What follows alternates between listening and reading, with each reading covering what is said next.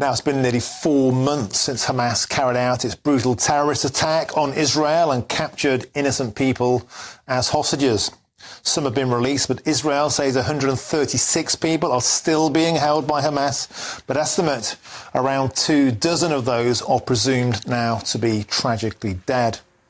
One of those still being held hostage is 19-year-old Agam Berger. She was one of those taken captive by militants on October the 7th.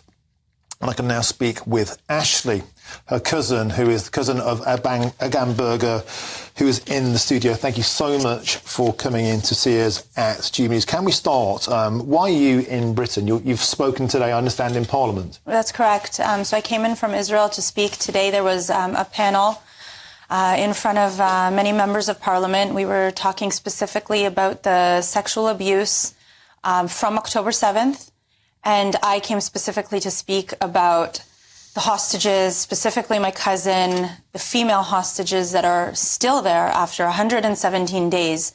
And we know from independent investigations, because we know people are going to say we don't believe Israel, but I'm saying independent investigations have already confirmed of barbaric sexual activity and gang rape on October 7th. And that was 8 hours, 10 hours.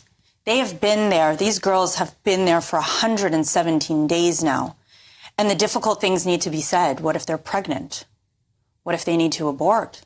What condition are they in? It's heart-wrenching to think of how long they've been there. And as you mentioned, some have been released and they're sitting there waiting. When is our turn? When is our turn? You have some pictures here of your beautiful cousin. Yeah, so that's Agam. She certainly is beautiful. She is your typical teenage 19-year-old girl who likes makeup, but you know, she's such a pure, innocent soul. She plays the violin. And on her 19th birthday, she wished for peace with the Palestinians and for unity amongst the nations of the world.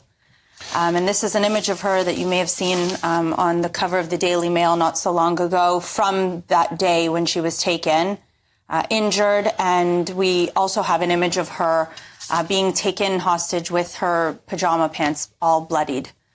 And you obviously, at that point, fear the worst. Why is the blood there? And can we talk a bit about how that made you feel as a family member to witness this happening to your beautiful cousin?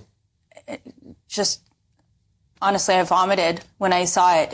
It makes you feel so helpless, and it's so brutal, and it's so barbaric, and rape is not resistance.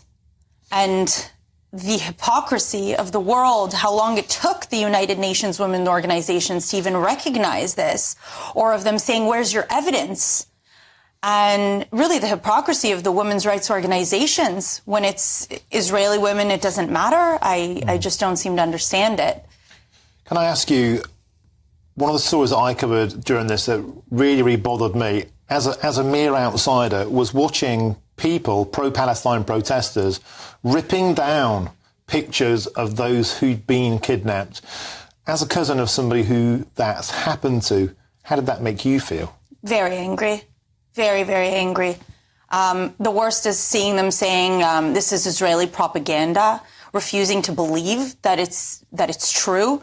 It reminds me of stories as a child when I was raised. They were telling us about the Holocaust and about how people are denying the Holocaust. And I thought, oh, we're long past that. That is, left behind 75, 80 years ago.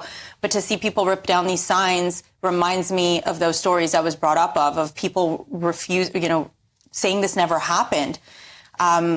We have heard, I'm very heavily on social media, especially since she is there. I'm on Telegram, following Palestinian Telegram pages because I'm hoping to find a sign of life.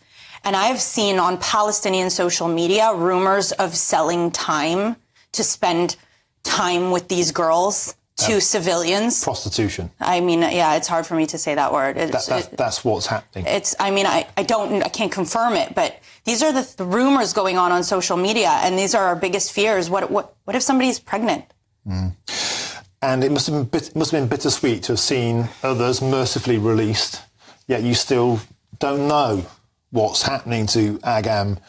How is the family getting through this time? I mean, there's a reason I'm here and not her parents. Her parents are just simply not able to go, and they've interviewed a little bit, but it's too hard for them. It's too hard to tell the story again and again and again. And many of these families, I mean, there are still 136 hostages, as you said, and many of these stories we haven't even heard because their families either don't speak English or they're just really not in the mental capacity right now to go and to be talking about this. And so, unfortunately, I've been put in this position where I have to be the family representative. This isn't what I should be doing. I should be working. But huge respect to you for doing that, because if you go silent, the world will stop listening. What are you hoping to achieve?